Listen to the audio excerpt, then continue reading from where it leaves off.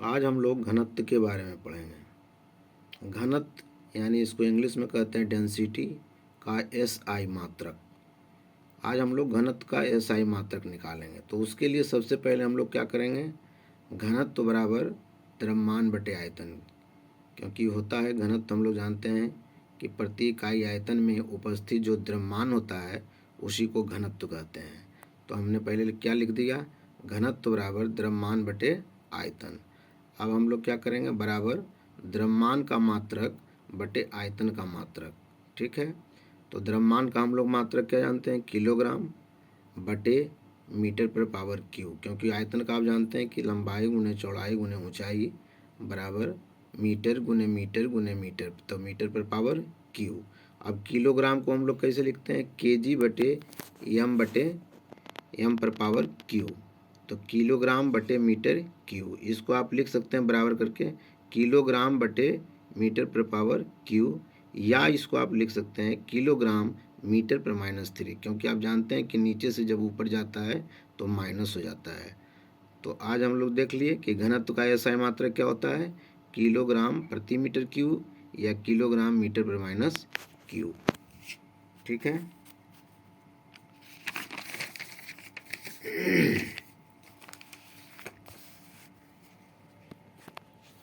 हम लोग देख लेते हैं घनत्व का SI मात्रक किलोग्राम प्रति मीटर क्यू या किलोग्राम पर मीटर क्यू पर -3 वही हो जाएगा, मीटर पर -3। इसी को मीटर पर 3 जो होता है उसी को हम लोग कहते हैं घन मीटर। तो इसका घनत्व का SI मात्रक क्या होता है, किलोग्राम बटे घन मीटर। और घनत्व का एक और मात्रक होता है जो सीजीएस मात्रक होता है, जिसको हम लोग कहते हैं, तो इसको उसी करेंगे ग्राम बटे सेंटीमीटर के क्यूब बराबर ग्राम बटे घन सेंटीमीटर। ठीक है, अब हम लोग निकालते हैं दाब का मात्रक। तो दाब का मात्रक के लिए पहले परिभाषा हम लोग देख लेते हैं। दाब को इंग्लिश में कहते हैं प्रेशर। प्रति एकांक क्षेत्रफल पर लगने वाले बल को दाब कहते हैं, इसका परिभाषा है। प्रति एकांक क्षेत्रफल पर लगने वाले बल को दाब कहते हैं। तो दाब के लिए हम पहले सूत्र लिख लेंगे। तो दाब बराबर होता है बल बटे क्षेत्रफल। तो बल का SI मात्रक बटे क्षेत्रफल का SI मात्रक।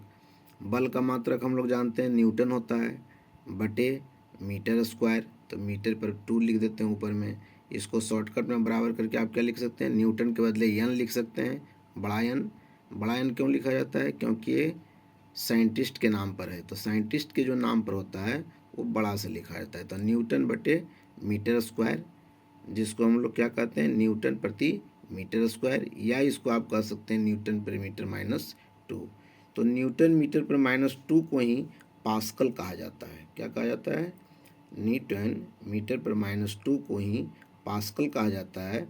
अतः 1 पास्कल बराबर 1 PA। पास्कल को हम लोग क्या करते हैं, शॉर्टकट में PA लिखते हैं। तो 1 PA बराबर 1 न्यूटन प्रति मीटर स्क्वायर। ठीक है, तो इस तरह से हम दाब का SI मात्रक निकाल लेते हैं। तो दाब का SI मात्रक क्या होता है, न्यूटन प्रति मीटर स्क्वायर, और उसी को हम लोग कहते हैं पास्कल। तो 1 पास्कल बराबर 1 न्यूटन प्रति मीटर स्क्वायर। ठीक है, चलिए अब हम लोग देख लेते हैं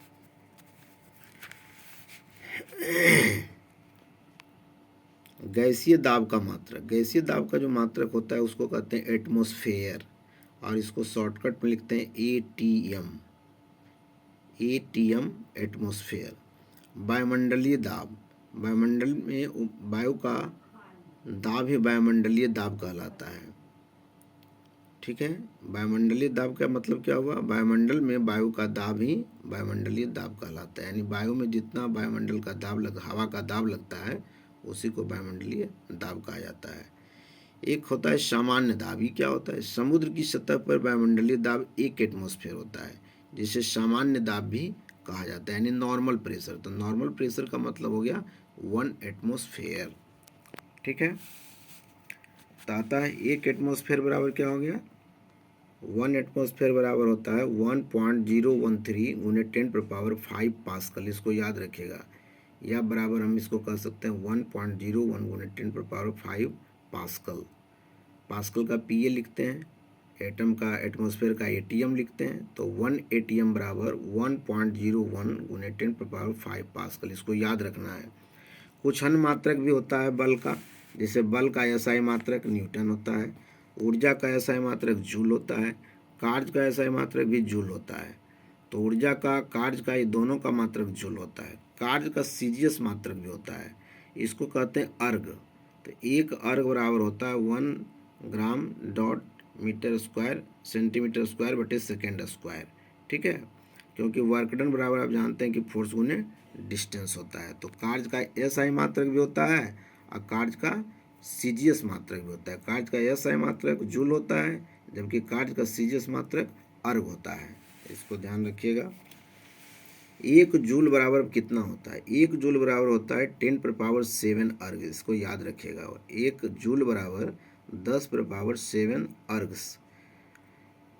एक और सीजीएस मात्रक में उष्मा का मात्रक, उष्मा भी एक प्रकार का ऊर्जा ही है, तो उष्मा ऊर्जा की सीजीएस मात्रक है कैलोरी। आप लोग जानते होंगे, सुनते होंगे कि इतना कैलोरी खर्च हो गया, उतना कैलोरी खर्च हो गया, इस तरह से हम लोग बोलते हैं।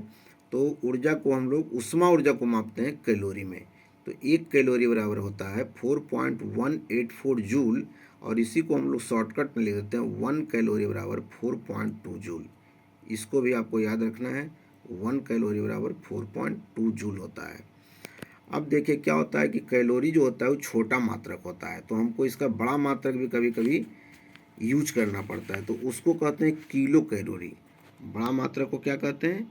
Kilo calorie. उष्मा का बड़ा मात्रक को क्या कहते हैं? Kilo calorie. अब 1 किलो कैलोरी बराबर होता है 1000 कैलोरी, इसलिए 1 कैलोरी बराबर 4.2 जूल हम लोग पहले से भी जानते हैं, तो इसको तोड़ देते हैं।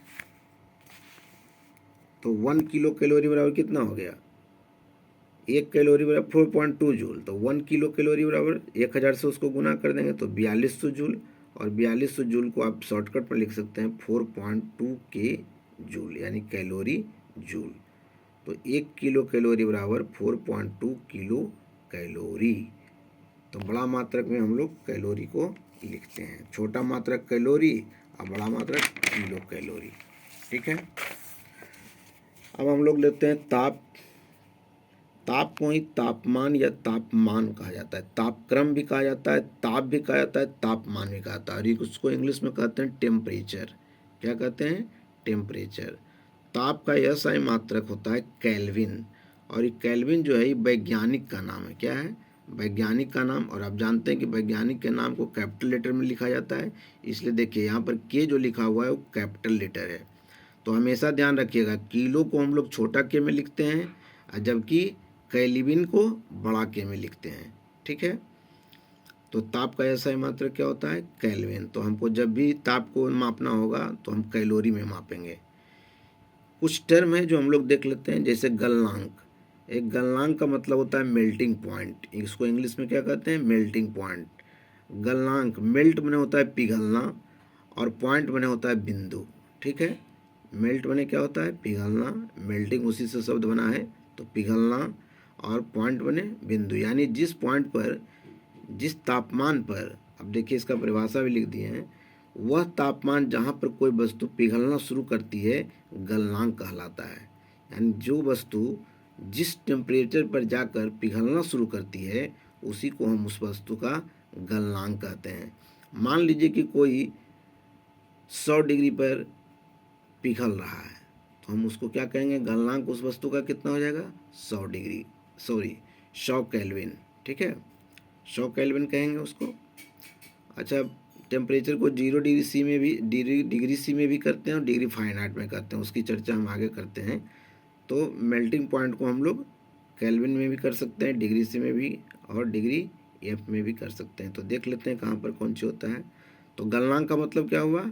वह तापमान जिस बिंदु पर कोई वस्तु पिघलना शुरू करती है उसका गलनांक कहलाता है। इसमें एक टर्म आता है क्वथनांक। क्वथनांक का मतलब इंग्लिश होता है बॉइलिंग पॉइंट, और आप जानते हैं कि बॉइलिंग का मतलब होता है उबलना या खौलना। तो इसका मतलब क्या हो गया कि वह तापमान जहाँ पर कोई वस्तु खौलना या उबलना शुरू करती है क्वथनांक कहलाता है, ठीक है। जैसे बर्फ़ का गलनांक होता है 0 डिग्री सी। ठीक है, बर्फ़ का गलनांक कितना होता है 0 डिग्री सी, यानी बर्फ़ को जब आप बाहर में रख देंगे और 0 डिग्री सी टेम्परेचर रहेगा तो पिघलना वहाँ से शुरू हो जाएगा। और 0 डिग्री सी बराबर कितना होता है 273.15 केल्विन, जिसको हम लोग 273 केल्विन भी कहते हैं शॉर्टकट में लगभग में। और जल का क्वथनांक होता है 100 डिग्री सी। तो 100 डिग्री सी को जब आप केल्विन में कन्वर्ट करेंगे तो कितना होगा 100 प्लस 273.15 केल्विन, यानी 373.15 केल्विन। और इसको हम लोग लगभग पूरी शब्द में लिखते हैं 373 कैलोरी लगभग होता है। तो जल का क्वथनांक कितना होता है 373 केल्विन, और बर्फ़ का गलनांक कितना होता है 273 केल्विन। ताप के कुछ अन्य मात्रक भी होते हैं, जैसे हम उसको देख लेते हैं।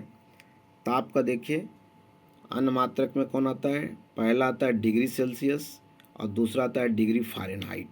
ठीक है, फ़ारेनहाइट स्पेलिंग ऊपर में गलत हो गया तो उसको नीचे में लिख दिए FAHRENHEIT फ़ारेनहाइट, इसको याद रखिएगा। अब देखिए जो डिग्री सेल्सियस है, इसमें सेल्सियस जो है वो एक वैज्ञानिक का नाम है। क्या है, वैज्ञानिक का नाम। तो इसके बारे में भी थोड़ा देख लेते हैं। इनका पूरा नाम है एंडर्स सेल्सियस। क्या है, एंडर्स सेल्सियस। और ये स्वीडिश एस्ट्रोनॉमर थे, स्वीडन के वैज्ञानिक थे, खगोल शास्त्री थे। उन्होंने ही इसका 1742 में आविष्कार किया था। कितना में किया था 1742 में। 1948 से पहले इसे सेंटीग्रेड कहा जाता था, यानी आज जो हम लोग सेल्सियस पढ़ते हैं उसको 1948 से पहले क्या कहा जाता था, सेंटीग्रेड। तो हम 4 चीज़ जाने इसमें। पहला कि इनका पूरा नाम सेल्सियस का क्या था, एंडर्स सेल्सियस। ये कहाँ के वैज्ञानिक थे, स्वीडन के वैज्ञानिक थे, स्वीडिश वैज्ञानिक थे। और 1742 में इन्होंने सेल्सियस आविष्कार किया था, और 1948 से पहले इसे सेंटीग्रेड कहा जाता था। उसी तरह से फ़ारेनहाइट भी एक साइंटिस्ट थे। इसलिए आप देखिए डिग्री सी जब लिखिएगा तो सी बड़ा से रहेगा, क्योंकि बड़ा क्यों है, क्योंकि वैज्ञानिक के नाम पर है। एफ भी बड़ा लिखिएगा, क्यों, क्योंकि एफ भी वैज्ञानिक के नाम है। इनका पूरा नाम था डैनियल गैब्रियल फ़ारेनहाइट। स्पेलिंग देख लीजिएगा, DANIEL डैनियल, गैब्राइल GABRIEL, और फ़ारेनहाइट FAHRENHEIT फ़ारेनहाइट। ये जर्मन डच भौतिक वैज्ञानिक थे। 1724 में इन्होंने आविष्कार किया था फ़ारेनहाइट का, डिग्री फ़ारेनहाइट का। और पारे के थर्मामीटर में ये आविष्कार किए थे। पारा का जो थर्मामीटर होता है ना, उसी के लिए इन्होंने डिग्री फ़ारेनहाइट का आविष्कार किया था। आप लोग देखते होंगे थर्मामीटर में पारा रहता है ना, तो उसी के आधार पर ये फ़ारेनहाइट हम लोग लिखते हैं और बोलते हैं। ठीक है, अब आ जाते हैं डिग्री सी और डिग्री एफ में संबंध। तो डिग्री सी और डिग्री एफ में क्या संबंध है, ये दोनों में संबंध आपस में है। इस सूत्र को आप लिख लीजिएगा, C/5 बराबर F-32/9। ठीक है, तो आज हम लोग यहीं तक देखते हैं, फिर आगे देखते हैं।